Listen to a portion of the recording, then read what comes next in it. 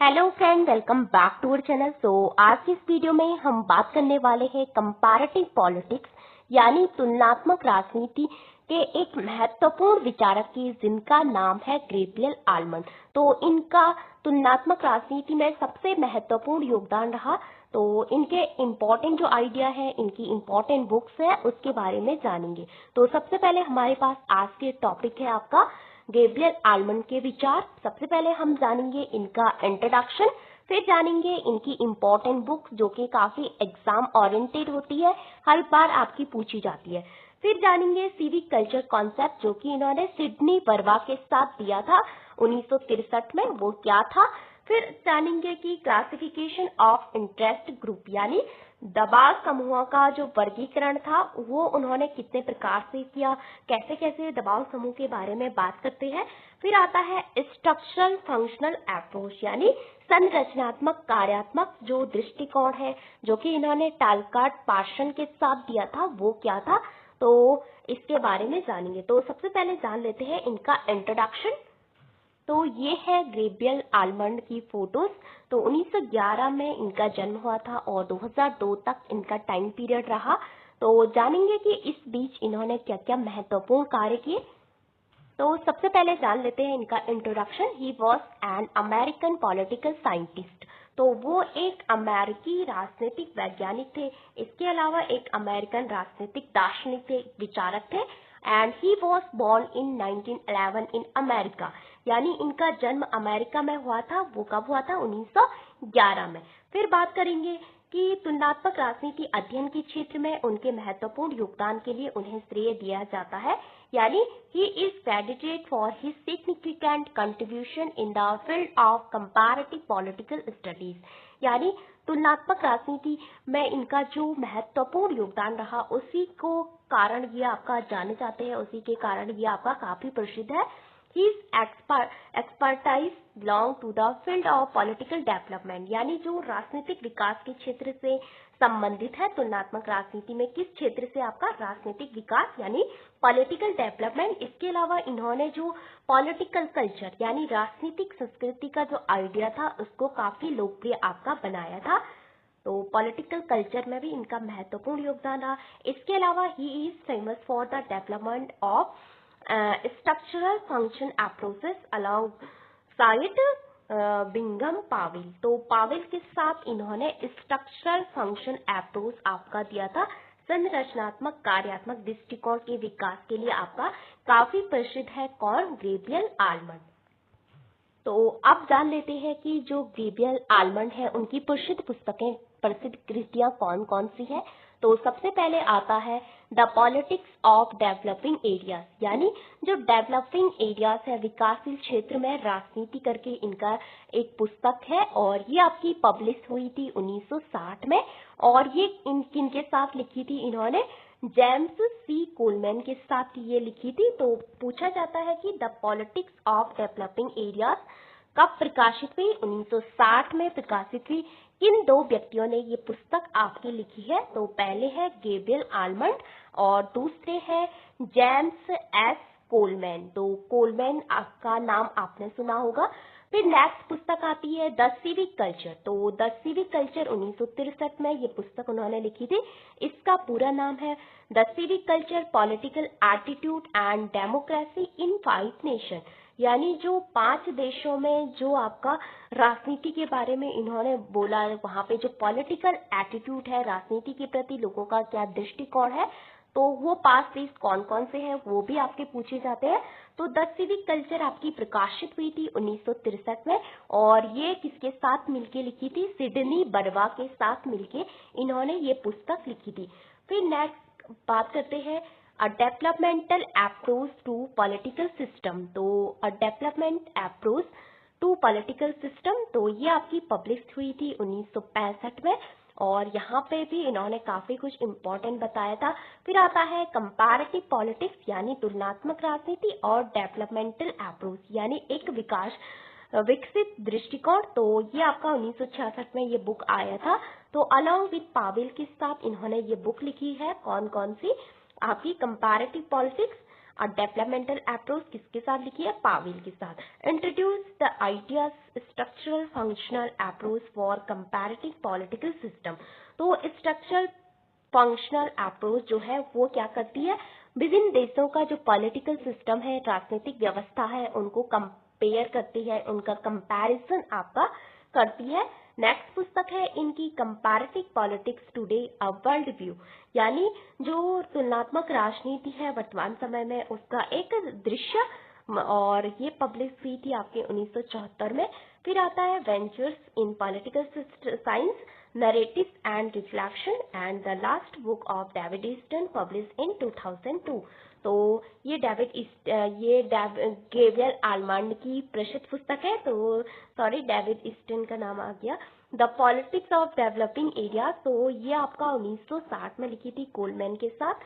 फिर civic culture Sydney Verma के साथ। फिर कंपैरेटिव पॉलिटिक्स पावेल के साथ। एंड कुछ बुक इन्होंने अपने आप मतलब खुद से लिखी है। अब कंपैरेटिव और developmental approach to political system ये खुद से लिखी है 1965 में। एंड कंपैरेटिव पॉलिटिक्स टुडे 1974 में, ये भी आपकी खुद से लिखी है। एंड लास्ट वाली भी आपकी खुद से आपका लिखा है। तो इनका जो पॉलिटिकल कल्चर यानी जो जिसको कि सिविक कल्चर भी कहते हैं, उसका जो आइडिया है वो क्या है? तो गैब्रियल आर्मांड और सिडनी वर्मा ने the civic culture political attitude and democracy in 5 nation 1963 पुस्तक में संयुक्त राष्ट्र अमेरिका, यूके, जर्मनी, इटली और मैक्सिको का सर्वेक्षण किया। तो इन्होंने इन 5 देशों का सर्वेक्षण किया कि यहाँ पे पॉलिटिकल जो एटीट्यूड क्या है आपका, लोगों का राजनीति के प्रति क्या दृष्टिकोण है, क्या लोग आपका राजनीति में इंटरेस्टेड है नहीं है, इसके बारे में। फिर इन्होंने राजनीतिक संस्कृतियों के बीच आपका अंतर किया है, जितनी भी आपकी पॉलिटिकल कल्चर होती है उसके बीच इन्होंने अंतर किया है। इसके अलावा इन्होंने बताया कि किन देशों में जो नागरिक है वो आपका एक्टिव है, आपका जो राजनीति में वहाँ पे सहयोग है, वहाँ पे जो भी होता है कि उसमें। तो ये बताते हैं कि संस्कृतियों के हिसाब से जब मैंने अंतर किया तो वहाँ पे हमें 2 तरह के नागरिक मिले। एक तो आपके सक्रिय थे जो कि काफी एक्टिव थे, दूसरे थे निष्क्रिय जो कि पॉलिटिकल से जिनका कुछ लेना देना नहीं है राजनीति से।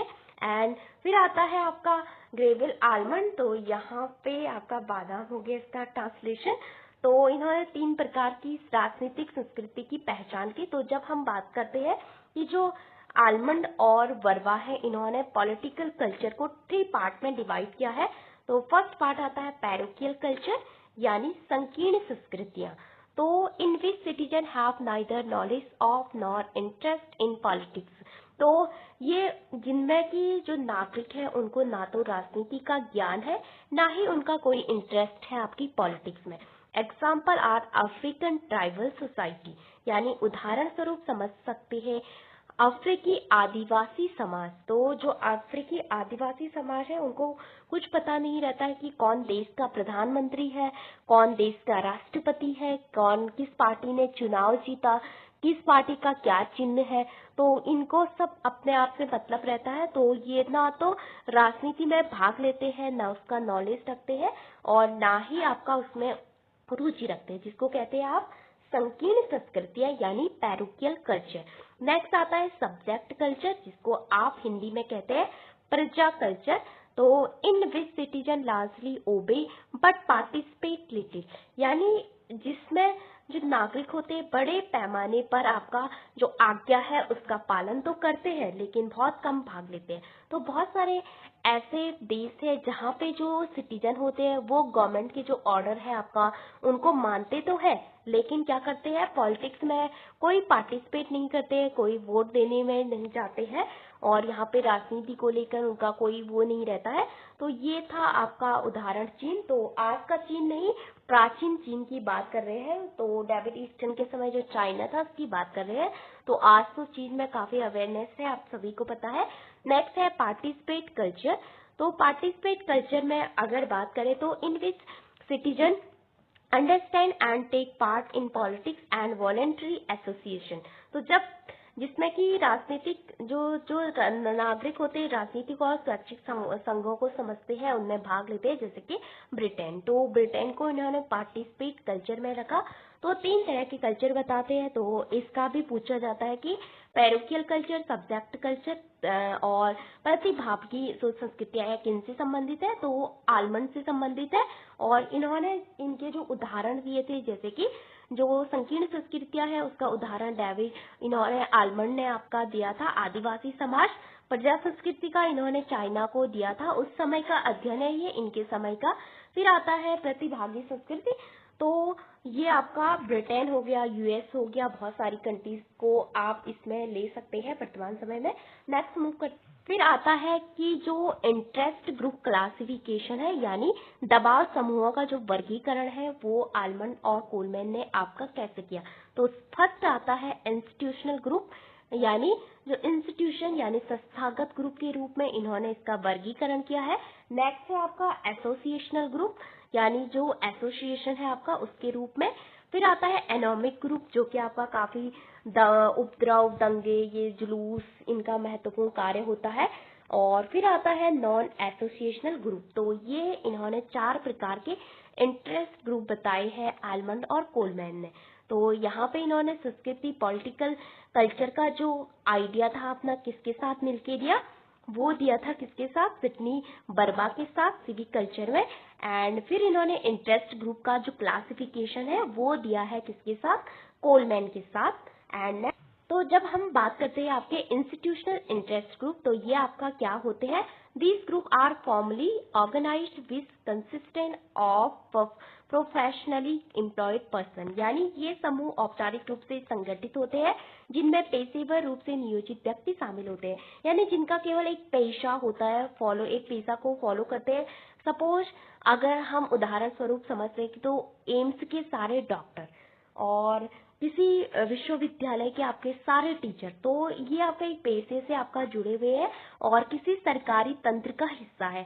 तो यहाँ पे ये आपका सरकारी तंत्र का हिस्सा है और ये अपना वेतन बढ़ाना चाहते हैं और अपने लिए सुविधाएं चाहते हैं।